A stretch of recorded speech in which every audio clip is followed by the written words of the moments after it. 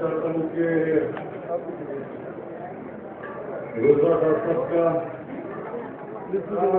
کھانا کھا کے ریلیکس ہو جائیں. میں تو ریلیکس ہو گیا ہوں, آپ بھی ہو جائیں, تاکہ آپ سے پھر سے ہر سال آپ سے بات چیت کرنے آ رہا ہوں. پھر سے آپ سے شوقت خانہ معاشرہ کے ساتھ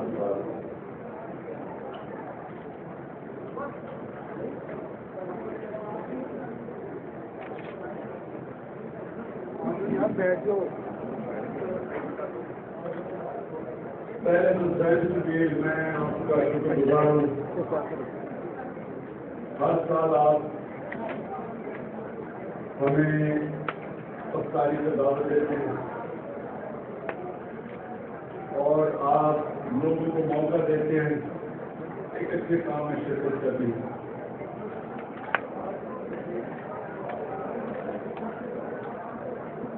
لا الہ الا اللہ, اس کا کیا مطلب ہے؟ لوگ اس کا مطلب یہ تو سمجھ آتے ہیں کہ اللہ کے طور پہ خدا نہیں, لیکن اصل میں لا الہ الا اللہ کا مطلب بہت کم لوگ اپناتے رستے خاموشی کی چپ کر کے سننے. 15 منٹ کی میں بات کر کے لگا ہوں, جس سے سنیے سنیں, نہیں تو باہر جا کے گپ شپ لگا لیں. مجھے پتا ہے روزوں کے دنوں میں انسان کا جو صبر ہوتا ہے وہ کم ہو جاتا ہے, تو اب تو آپ کا پیٹ بھی بھر گیا ہے. تو لا الہ الا اللہ, اگر لا الہ الا اللہ آپ کو آزاد نہیں کرتا, اس کا مطلب لا الہ الا اللہ آپ کے دلوں میں نہیں کیا. لوگ نمازیں پڑھتے ہیں, حج کرتے ہیں, سرکاری لیکن سب سے زیادہ ڈاکے بھی مانگتے ہیں, لوگوں کا پیسہ بھی لوٹتے ہیں, قتل کرتے ہیں. اس کا مطلب کہ جو دین ہے وہ صرف ایک ریچول, جو اقبال کا ایک بڑا زبردست شعر ہے کہ بس روایتی رہ گئی, اندر سے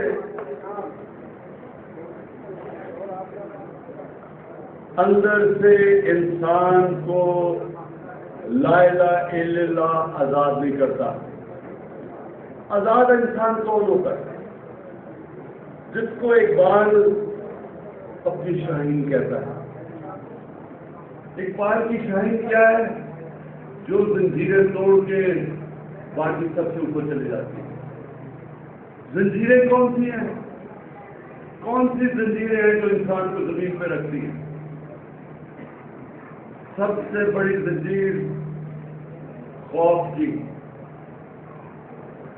خوف کی زنجیر ایسے کہ انسان کو یا تو مرنے کا خوف ہوتا ہے, یہ سب سے بڑا خوف ہوتا ہے کیونکہ یہ پوری قوم کو غلام بنا دیتا ہے.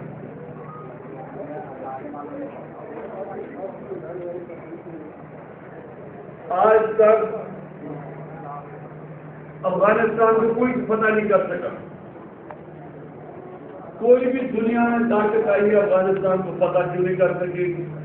کیونکہ وہاں کے جو لوگ ہیں وہ موت سے نہیں ڈرتے. وہ اپنی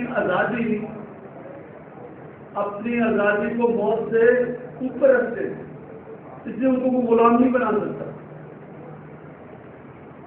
جو بھی اوپر سے آیا ہندوستان کو پتہ کر لیتا تھا کیونکہ یہاں بت پرست ہے, موت سے خوف زدہ تھا.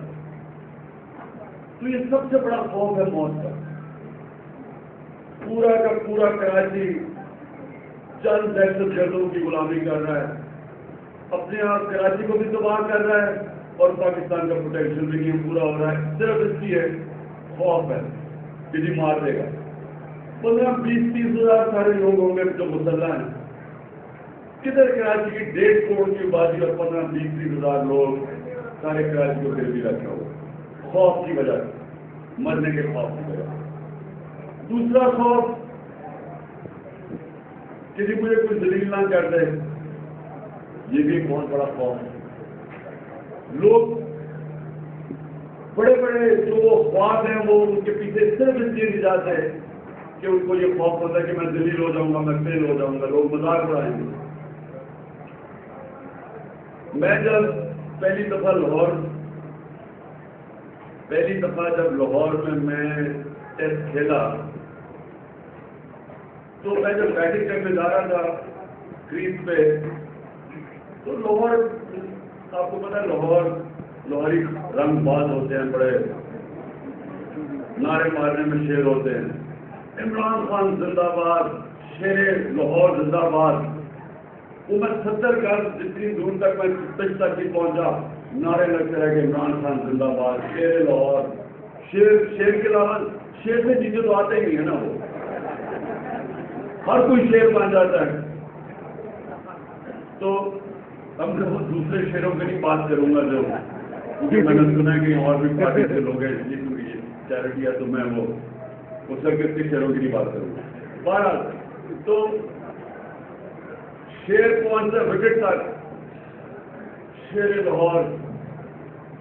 کرکٹ ایک ایسی کھیل ہے جو کوئی دنیا میں ایسی کھیل نہیں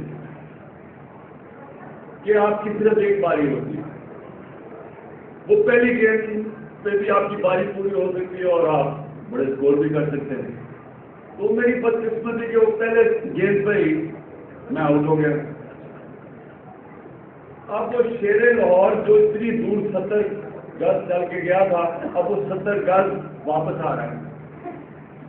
وہی لاہور کا کراؤڈ جو شیر لاہور کے نعرے لگا رہا تھا، اس سے 2 منٹ کے اندر پلٹا کھایا اور ایسے ایسے نعرے لگائے کہ یہاں عورتیں بیٹھی، اس لیے میں بتاؤں گا نہیں کہ کیا کیا انہوں نے لکھا واپسی کے اوپر۔ یعنی کہ یہ کہ کوئی کسر نہیں چھوڑی کہ جب تک میں واپس نہیں پہنچا، جو چیزیں میں نے سوچا کہ یہ کیا ہوا کہ ابھی میں شیر تھا اور ابھی انہوں نے جو چیزیں مجھے کہی ہیں۔ تو جو انسان لوگوں کے خوف سے زندگی گزارتا ہے وہ کبھی کوئی بڑا کام نہیں کرتا، کیونکہ تھوڑی دیر کے بعد میں پھر کامیاب ہو گیا تو پھر انہوں نے شیروں کے نعرے لگانے شروع ہو گئے۔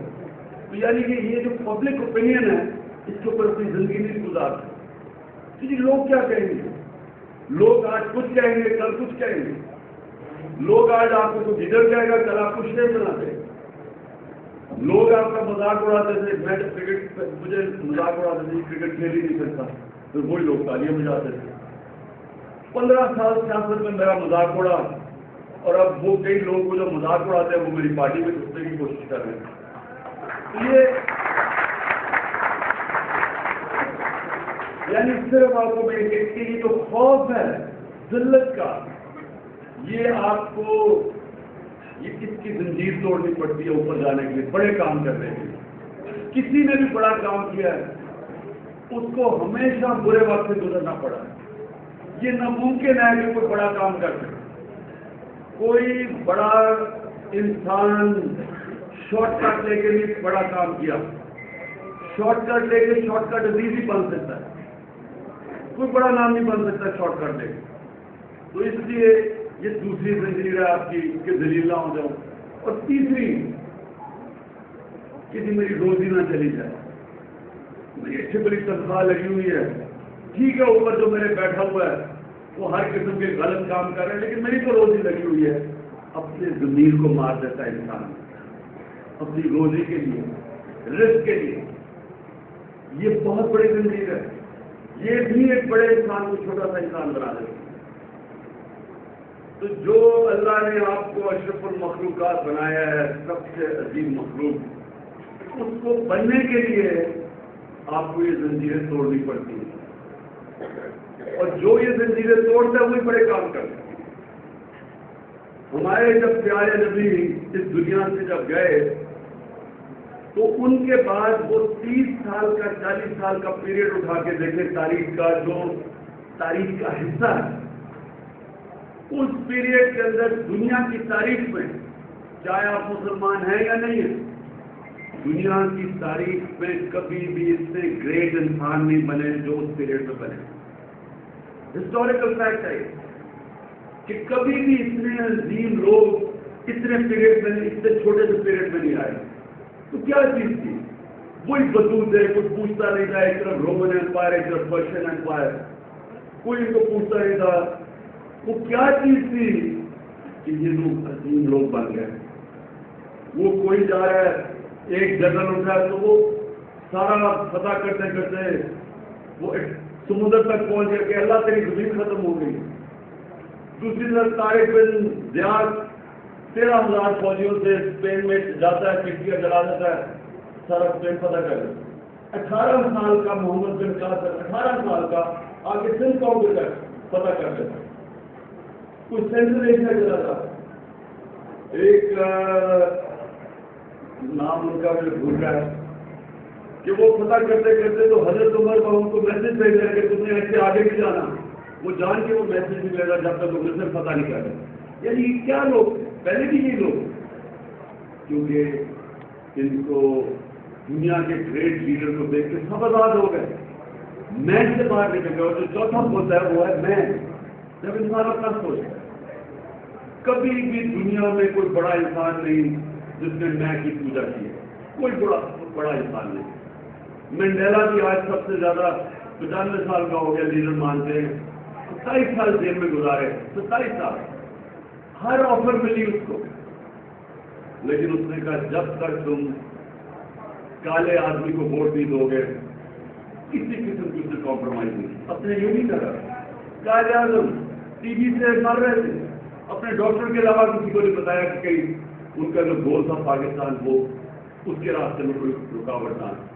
یعنی اپنے لیے نہیں پتا تھا وہ انہیں مرنا ہے, اپنے لیے نہیں بنا رہے تھے. اس لیے آج تک ہم سب ان کی عزت کرتے ہیں. تو آج جو آپ یہاں آئے ہیں, شوکت خانم جو ہے یہ ایک ایسی انسٹیٹیوشن ہے جو پاکستان میں واحد ایک ایسی انسٹیٹیوشن بنی.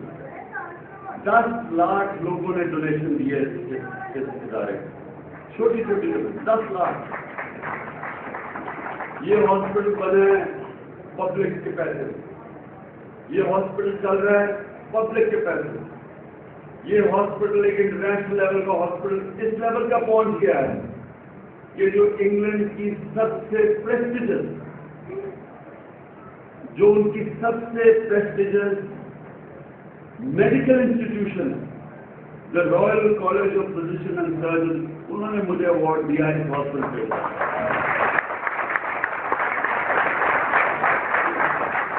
دراصل یہ پاکستانیوں کی کامیابی, وہ قوم جس نے ایک ہاسپٹل بنایا اور وہ ہاسپٹل چلا رہی ہے. اس ہاسپٹل میں 470 کروڑ روپے کا سالانہ بجٹ. آدھا پیسہ عوام سے اکٹھا کیا جاتا ہے ڈونیشن سے اور زکات. کوئی دنیا میں ایسی مثال نہیں ہے. ہندوستان کے اندر ٹاٹا انسٹیٹیوٹ سب سے بڑا ٹاٹا انسٹیٹیوٹ کینسر ہاسپٹل ہے ہندوستان میں. ٹاٹا گروپ آف انڈسٹریز کا وقت بھی ہے, انڈاؤمنٹ فنڈ بھی ہے, وہ بھی پیسے دیتا ہے.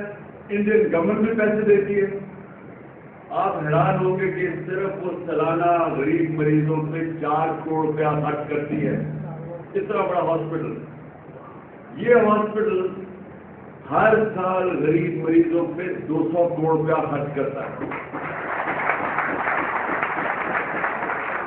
اب تک 10 ارب روپیہ غریب مریضوں پہ خرچ کر چکا ہے اب سے جب سے شروع ہوا ہاسپٹل. اس کے جو مبارک کے مستحق ہے وہ پاکستانی قوم ہے. میرا یہ ایمان ہے کہ ایک دن انشاءاللہ اس طرح کے انٹرنیشنل لیول کے ہاسپٹل ہم سارے پاکستان میں بنا سکیں گے. میرا یہ ایمان ہے کہ جو نمبر یونیورسٹی میں نے شروع کی ہے انشاءاللہ ہم آپ کو اس کو پاکستان کی آکسفورڈ یونیورسٹی بنا کے دکھائیں گے. کیونکہ ہم وہ خوش قسمت قوم ہیں جس ابھی بھی سب سے زیادہ پڑھے لکھے مسلمان پاکستانی دنیا میں ابھی بھی. یعنی کہ ہم ہر قسم کی انٹرنیشنل کوالٹی کی انسٹیٹیوشن بنا سکتے ہیں. ہمیں صرف اوپر ایمانداری چاہیے، کانفیڈنس چاہیے، اور تیسرا جنون چاہیے لیڈرشپ کے اندر، جس میں جنون ہے۔ یہ 3 کوالٹیز چاہیے جو کہ میں بڑے فخر سے کہتا ہوں، کیونکہ میرا ہاتھ تھا اس کو ادھر پہنچانے کا۔ اس ہاسپٹل کے جو چیف ایگزیکٹو ہے ڈاکٹر فیصل سلطان، ان میں یہ تینوں کوالٹیز ہیں۔ اس کی کامیابی، اس ہاسپٹل کی کامیابی ڈاکٹر فیصل کی یہ 3 کوالٹیز ہیں۔ ان میں ایمانداری، ایک جنون ہے اور کانفیڈنس ہے، اہلیت ہے۔ میں صرف پھر سے ایک آپ کو بتانا چاہتا ہوں، یہ آج کیوں کامیاب ہے۔ یہ کامیاب ہاسپٹل اس لیے ہے کہ پہلے تو یہ سارا کمپیوٹرائز، ہمارا جو سارا انٹرنل سسٹم ہے کمپیوٹرائز۔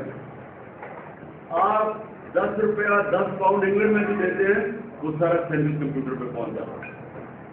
ہمارے پاس ہمارا جو انفارمیشن، انٹرنل انفارمیشن سسٹم ہے، وہ دنیا میں کسی بھی ہاسپٹل سے بہتر ہے، اور یہ پاکستان نے ہمارے اپنے ہاسپٹل نے ڈیولپ کیا، یعنی ہمارے اپنے نوجوان سافٹ ویئر انجینئر نے ان ہاؤس سسٹم ڈیولپ کیا جو ہم باہر بیچتے ہیں، ہمارے سے لوگ خریدتے ہیں۔ یہ ٹوٹلی انٹیگریٹڈ سسٹم ہے، اس کی وجہ سے منیمم پیپر ورک ہے، اس میں کرپشن ہونا سب سے مشکل ہے، کیونکہ کمپیوٹر کو آپ رشوت نہیں دے سکتے۔ یہ انشاءاللہ ہم جو یہاں بزنس کمیونٹی بیٹھی ہے، ہم آپ کو اس ملک کا جو FDR سسٹم ہے، جو ٹیکس کلیکشن سسٹم ہے، وہ ہم آپ کو کمپیوٹرائز کر کے دکھائیں گے تاکہ آپ کو کوئی پرابلم نہیں ہوگا، آپ کو کوئی مقابلہ نہیں کرنا پڑے گا۔ وہ ٹیکس والا جو آتا ہے مجھے ویڈیو کی طرح اٹیک کرتے ہیں آپ کو، آپ کو آزاد کر دے گا۔ تو شوکت عالم میں ایک پچھلے سال صبح کے 10 بجے مجھے ایک کال آتی ہے امریکہ سے کہ جناب آپ کے ہاسپٹل میں 2 لوگوں نے کمیشن لی دوائی کے اوپر۔ میں ڈاکٹر فیصل کو ٹیلی فون کرتا ہوں کہ میں نے یہ سنا، انہوں نے کہا کہ صرف دوائی کا نام بتاؤ اور کس مہینے میں لی گئی، بس مجھے 2 انفارمیشن دے دو۔ میں ڈاکٹر فیصل کو وہ دوائی کا نام بتاتا ہوں اور کس مہینے میں وہ دوائی لی گئی ہے اس سے انفارمیشن، صرف 2۔ آدھے گھنٹے میں، کیونکہ سب کچھ کمپیوٹرائز ہے، آدھے گھنٹے کے اندر ڈاکٹر فیصل بتا دیتے کہ دوائی کیوں، اس کی قیمت کتنی تھی، کیوں ہم نے ریئلائز نہیں کیا، کیونکہ وہ قیمت ہمارے پاس دوائی شارٹ ہو گئی، ہمیں دوائی لینی تھی، ٹینڈر لوگ آئے، تو جس نے ایک باہر سے جو کمپنی نے ٹینڈر دیا اس کا قیمت وہی جو نارمل قیمت کے برابر تھی، لیکن 2 لوگ جو ہمارے ہاسپٹل کام کرتے تھے انہوں نے اس کے 90 سے، وہ جو ڈرگ بیچنے والا تھا اس کے 90 سے انہوں نے پیسہ بنا لیا، اس سے پیسہ لے لیا۔ یعنی یہ ساری انفارمیشن آدھے گھنٹے میں مل گئی، اور اگلے دن صبح 9 بجے ان دونوں سے پیسہ بھی واپس کیا اور دونوں کو ہاسپٹل سے بھی نکال دیا۔ یہ تب ہو سکتا ہے کہ جب آپ کا چیف ایگزیکٹو ایماندار ہے، یہ تب ہو سکتا ہے کہ آپ کے سسٹم کام کر رہے ہیں، یہ تب ہو سکتا ہے کہ آپ کا ہاسپٹل ایک انسٹیٹیوشن بنے۔ یہ جو آپ مائکرو لیول پہ دیکھ رہے ہیں، انشاءاللہ پاکستان کو انسٹیٹیوشنائز، میں جب کہتا ہوں کہ 90 دن میں پاکستان میں کرپشن ختم ہو سکتی ہے، ایک بڑے لیڈر نے کہا کہ 90 دن میں نہیں ہو سکتی، وہ لیڈر تو 90 سال میں بھی نہیں کر سکتا۔ میں آپ کو 9 دنوں میں، میں آپ کو یہ کہتا ہوں کہ انشاءاللہ 9 دنوں میں ہم آپ کو فرق ڈال سکتے ہیں۔ آپ کا پرائم منسٹر ایماندار ہو، آپ کی کیبنٹ ایماندار ہو۔ بڑی کرپشن اور کس نے کرنی؟ وزیروں نے اور پرائم منسٹر نے کرنی، اور تو نہیں کوئی کر سکتی۔ یعنی سارے بڑے کانٹریکٹ تو ان کے تھرو آتے ہیں، انہوں نے اپوائنٹ کرنے ہوتے ہیں، اسٹیل مل کا ہے، وپڈا کا ہے، ریلویز کا ہے، انہوں نے کرنے ہوتے ہیں۔ تو آپ کی کیبنٹ ایماندار ہو، آپ کا پرائم منسٹر ایماندار ہو، آپ کو صرف اور صرف پاکستان میں زیادہ سے زیادہ 100 ایماندار مینیجر چاہیے، 100 لوگ چاہیے صرف، جس میں سے آپ کے ٹاپ پولیس آفیسرز بھی ہوں، آپ کے نیچے ججز بھی ہوں، آپ کے بڑے کارپوریشن کے بھی ہیڈ ہوں۔ میں آپ کو یقین دلاتا ہوں کہ 90 دن تو دور کی بات ہے، آپ کو 9 دنوں کے اندر پاکستان میں فرق پتہ چل جائے گا۔ اور جیسے ہی اس ملک کے اندر، جیسے ہی اس ملک کا نظام ٹھیک ہوا، ہمیں کسی کو بھی اندازہ نہیں ہے کہ کتنی تیزی سے ملک ترقی کرے گا۔ اس ملک میں اللہ نے ایک نوجوان پاپولیشن دیا ہے, آدھی آبادی ہماری 25 سال سے کم ہے. یہ ایک ڈائنامائٹ ہے, یہ اتنا بڑی طاقت ہمارے پاس ہے. یورپ کا سب سے بڑا مسئلہ یہ ہے کہ ان کی پوری آبادی ہے, ان کے پاس نوجوان یوتھ پاپولیشن ہی نہیں ہے. ہماری ینگ پاپولیشن, ہمارے پاس منرل ہے, ہم تاموں کے ذخیروں پہ بیٹھے ہیں, ہمارے پاس سونا ہے, ہمارے پاس گھر کے اندر اتنا کوئلہ ہے کہ ہم ساری دنیا کو بجلی ایکسپورٹ کرتے ہیں. یعنی اس ملک کے اوپر سب کچھ ہے, صرف وہی جو ایمانداری اور کانفیڈنس چاہیے. تو انشاءاللہ یہ جو شوکت خانم کے لیے جو آئے ہیں, میں پھر واپس آتا ہوں, آپ کی جو آج ڈونیشن ہے یہ بھی جائے گی غریب, صرف اور صرف جو زکات ہوتی ہے وہ صرف غریبوں کے علاج پہ خرچ ہوگا. ہم جو باقی اپنے ہاسپٹل میں ایکسٹرا ڈیولپمنٹ کرتے ہیں وہ ہم فنڈ ریزنگ میں کرتے ہیں. زکات صرف اور صرف یہ جو غریب مریض آتے ہیں, جو 75% غریب مریض کی علاج ہو رہی ہے, صرف ان کے لیے. تو آج جو بھی آپ زکات دیں گے وہ جائے گی غریب مریضوں کے علاج پہ. آپ کو اللہ اس کا وعدہ ہے کہ 7 گنا زیادہ میں آپ کو اس کا فائدہ پہنچاؤں گا. میں آپ کے سامنے وہ آدمی کھڑا ہوں کہ جس نے 92 کے بعد ورلڈ کپ کے بعد کبھی کوئی نوکری نہیں کی, فل ٹائم شوکت خانم کے ساتھ تھا. اس کے بعد پھر میں پالیٹکس میں فل ٹائم ہو گیا اور ہوں, اور نول یونیورسٹی. لیکن کبھی بھی اللہ جب, کیونکہ رزق اس کے ہاتھ میں ہے, تو جب بھی آپ اللہ کے لیے کام کرتے ہیں, اس کے لیے دیتے ہیں, کبھی آپ کو اپنی ضروریات کے لیے پیسے کی کمی نہیں ہوتی. تو آپ انشاءاللہ جو بھی آپ ڈونیشن دیں گے آپ اللہ کی راہ میں دیں گے. آپ نے یہ زین شبیر نے جو آج آپ کو ٹارگیٹ سیٹ کیا ہے, مجھے پورا امید ہے کہ آپ پورا کریں گے. کل 6 کروڑ روپیہ اکٹھا ہوا تھا, مجھے پتا ہے کہ آپ لاہور کا مقابلہ تو نہیں کر سکتے, لیکن انشاءاللہ قریب پہنچ کریں گے.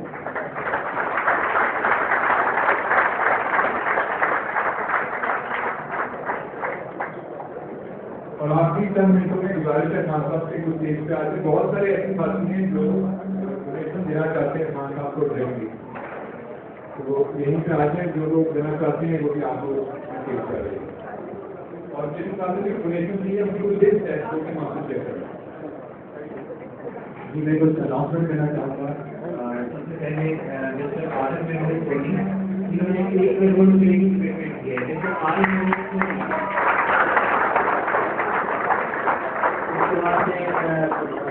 اناؤنس کرنا چاہوں گا مسٹر زیفر حسن شبیر 4 ملین روپیز